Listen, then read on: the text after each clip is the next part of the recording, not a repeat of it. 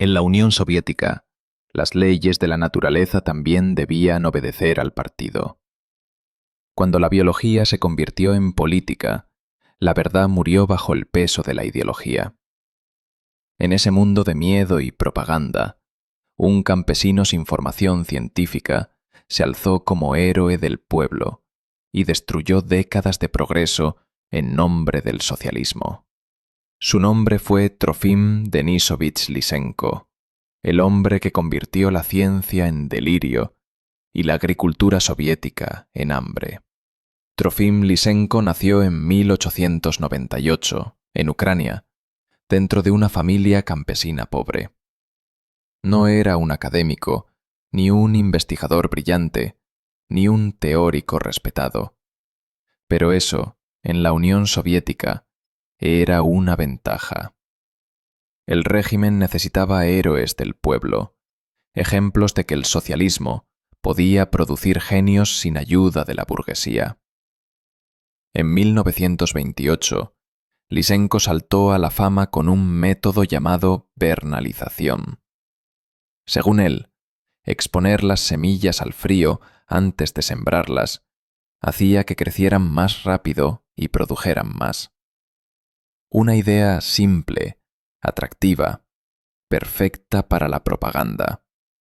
Aunque los resultados reales eran mediocres, los periódicos lo convirtieron en el Lenin del trigo, el campesino que había derrotado al invierno y a la ciencia capitalista al mismo tiempo. En una Unión Soviética hambrienta, nadie se atrevía a dudar del hombre que prometía milagros. Pero Lysenko despreciaba la genética moderna. No creía en los genes, ni en las leyes de Mendel, ni en la herencia biológica. Decía que todo dependía del ambiente. Si una planta sufría el frío, sus descendientes serían más fuertes. Era una versión tosca del lamarquismo, pero tenía algo irresistible para el poder. Era políticamente útil. Si las plantas podían transformarse con su entorno, también el ser humano podía moldearse con la ideología correcta. El comunismo podía fabricar al hombre nuevo. Los genetistas que lo contradecían fueron acusados de enemigos del pueblo. Entre ellos, Nikolai Vavilov, el mejor biólogo del país, que había dedicado su vida a recolectar semillas por todo el mundo.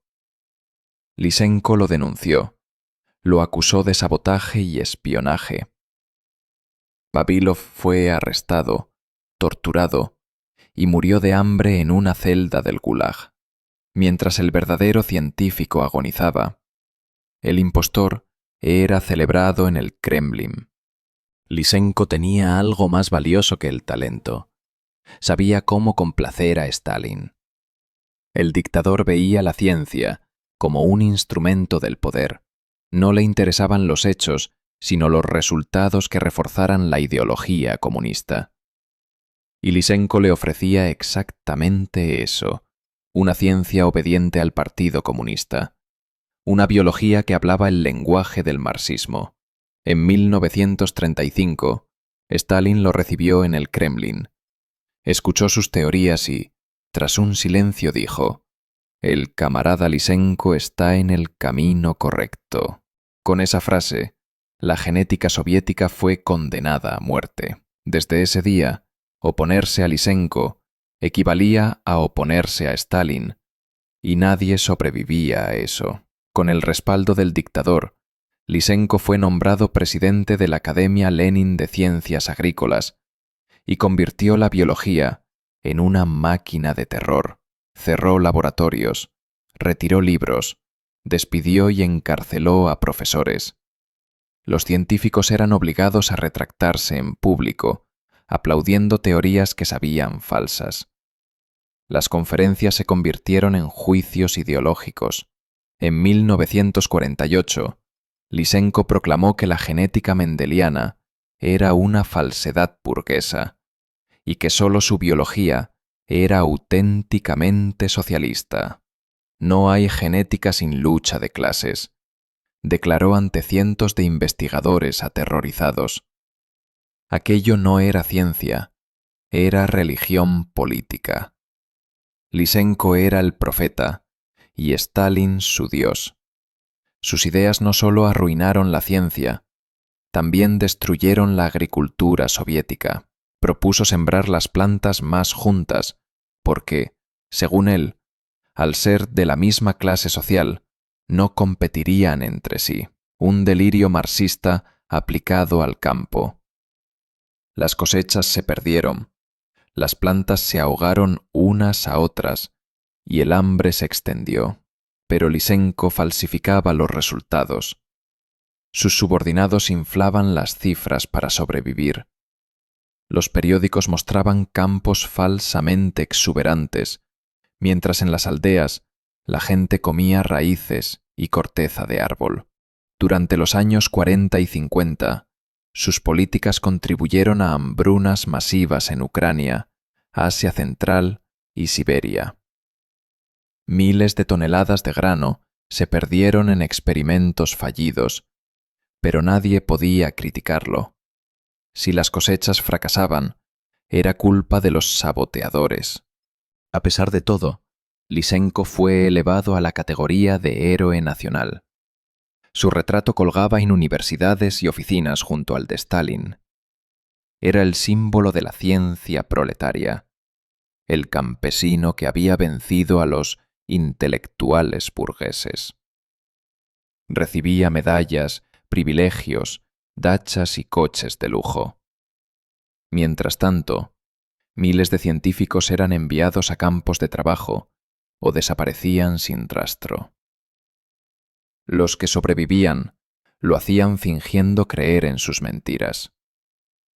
Durante casi 30 años, la Unión Soviética vivió encerrada en un universo paralelo.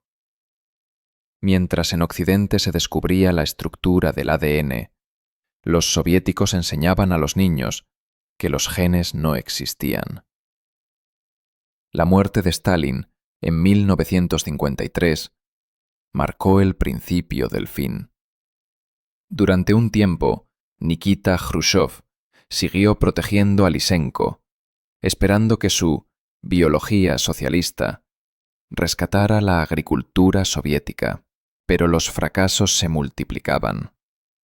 Las cosechas eran desastrosas, el suelo estaba agotado y las promesas de abundancia se desmoronaban. A mediados de los años 60, los científicos jóvenes empezaron a rebelarse. Fuera de la Unión Soviética, la biología había avanzado demasiado. Watson y Crick ya habían descubierto el ADN, y cada nuevo hallazgo demostraba que Lisenko había mentido durante décadas. En 1965 fue finalmente destituido. Sus antiguos aliados lo abandonaron. De héroe pasó a paria. Murió en 1976, olvidado, amargado y convencido de haber tenido razón hasta el final. El daño que dejó fue incalculable. Durante más de 30 años, la biología soviética quedó paralizada.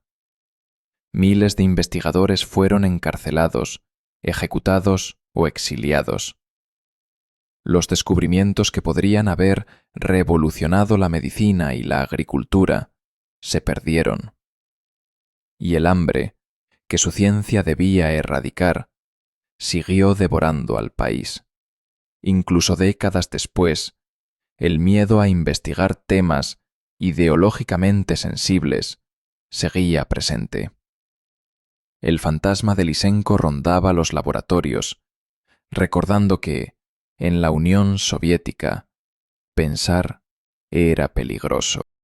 Hoy su nombre se usa como sinónimo de pseudociencia política, de la corrupción del conocimiento al servicio del poder. Lisenko no fue un científico, fue un fanático con laboratorio. Prefirió complacer al dictador antes que comprender la naturaleza. Su historia demuestra que el totalitarismo no solo mata personas, también mata ideas.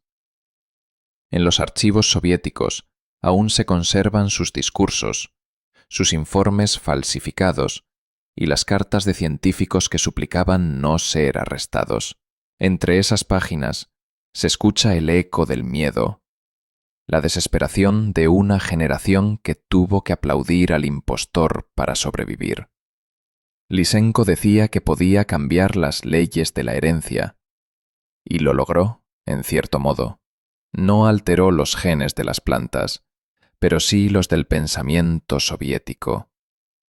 Infectó la ciencia con el virus de la obediencia, y ese virus tardó décadas en morir. Hoy, cada vez que la ideología intenta dictar la verdad, su sombra vuelve a aparecer. Siempre habrá un nuevo Lysenko dispuesto a decir lo que el poder quiere oír. Y siempre habrá un precio que pagar por creerle.